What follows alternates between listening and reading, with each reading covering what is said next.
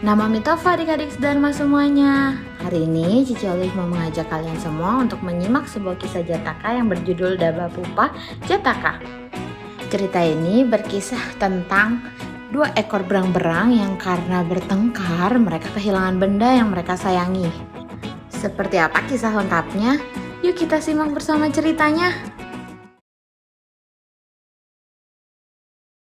Di suatu masa, di dekat sebuah sungai, hiduplah seekor serigala jantan bernama Mayawi dan istrinya. Suatu ketika istrinya berkata, "Suamiku, hari ini aku sedang ingin makan ikan. Aku ingin makan ikan merah yang segar." Oh, tenang saja istriku sayang. Aku akan segera membawakannya untukmu. Tunggu aku ya. Si serigala jantan segera menyusuri jalanan di sepanjang sungai, berharap bisa mendapatkan ikan merah yang segar. Tak jauh dari sana, ada dua ekor berang-berang yang sedang berdiri di tepi sungai mencari ikan juga. Berang-berang itu bernama Gambiracari dan Anutiracari. Setelah menunggu beberapa saat, ada seekor ikan merah yang besar dan muncul ke permukaan. Gambiracari dengan cepat segera melompat ke dalam air untuk menangkap ikan merah besar itu. Tetapi karena ikan itu terlalu besar dan kuat, Gambiracari ikut terseret. Tolong aku Anutiracari. Ikan ini kuat sekali. Aku jadi terseret sama dia. Oke Gambiracari, aku akan membantumu. Akhirnya mereka berdua berhasil menangkap ikan merah besar itu. Ketika mereka meletakkan ikan itu di atas tanah, mereka mulai berpikir, bagaimana caranya membagi ikan itu. Kita bagi ikan ini. Aku dapat bagian yang lebih besar ya. Kamu dapat bagian kepalanya saja ya. Hah? Gak adil kamu. Kamu saja yang dapat bagian kepala. Aku dapat badannya yang besar dong. Kalau aku tadi tidak bantu kamu, mana bisa kita tangkap ikan besar ini? Tapi kan aku duluan tadi yang tangkap. Kalau aku tidak pegang dengan kuat-kuat, pasti sudah lepas ikan itu. Mereka berdua terus berdebat dan tidak menemukan cara yang adil untuk membagi ikan itu.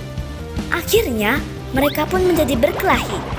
Mereka merasa pantas mendapatkan bagian badan ikan karena usaha mereka menangkap ikan tersebut. Dari jauh, Mayawi mengamati perdebatan kedua berang-berang itu. Ia pun berjalan mendekat untuk memanfaatkan situasi ini. Melihat Mayawi datang mendekat, Gambiracari dan Anutiracari meminta bantuannya untuk membagi ikan itu. Oh, Tuan Serigala, aku mohon pendapatmu. Bagaimana cara membagi ikan ini dengan adil? Ikan ini kami berdua yang tangkap, tapi kami tidak tahu bagaimana membaginya dengan adil. Oh, tenang saja. Ini adalah keahlianku. Aku sudah sering kali memecahkan masalah seperti ini. Aku bisa membagi ikan ini dengan seadil-adilnya.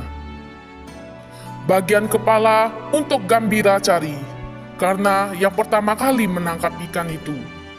Bagian ekor untuk Anutiracari, karena ia yang terakhir masuk ke dalam air. Sedangkan bagian badannya untuk aku, karena aku yang menjadi penengah dalam masalah ini. Nah, mudah sekali kan? Jadi kalian berdua jangan bertengkar lagi ya. Melihat Mayawi pergi menjauh sambil membawa badan ikan itu, kedua berang-berang ini pun menatapnya dengan penuh rasa menyesal. Coba kalau tadi kita tidak bertengkar, pasti kita bisa makan dengan cukup daging ikan merah segar itu. Hiks, aku sedih sekali.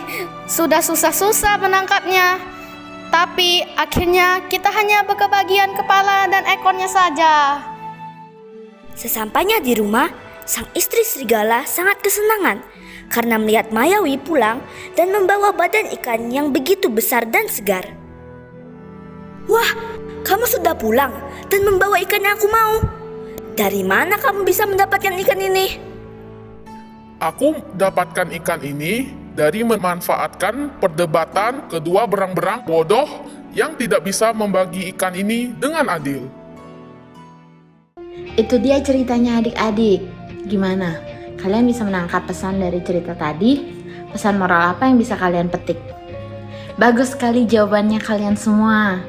Betul sekali adik-adik, janganlah kita bertengkar dengan teman kita.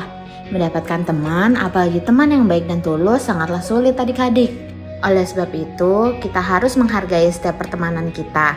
Jangan sampai kita mau diadu domba oleh orang lain. Lalu, kita juga jangan memiliki sifat seperti si serigala ya adik-adik, yang suka mencari keuntungan atas kesusahan orang lain. Kita harus belajar berempati dengan kesulitan orang lain. Jika memang kita bisa, kita harus membantu orang lain, bukan semakin membuat mereka kesusahan. Yang terakhir, jika kalian memang membutuhkan orang lain untuk membantu menyelesaikan permasalahan yang kalian hadapi, kalian harus mencari orang yang benar-benar bijaksana. Misalnya, orang tua atau guru. Jangan kalian sembarangan membicarakan permasalahan kalian dengan orang yang tidak tepat. Itu dia adik-adik pesan moral yang bisa kita tangkap dari cerita Jataka kali ini. Jika kalian mempunyai pesan moral lainnya, kalian bisa tulis di kolom komentar di bawah ya. Sampai ketemu lagi di cerita Jataka berikutnya. Nama Mitovo.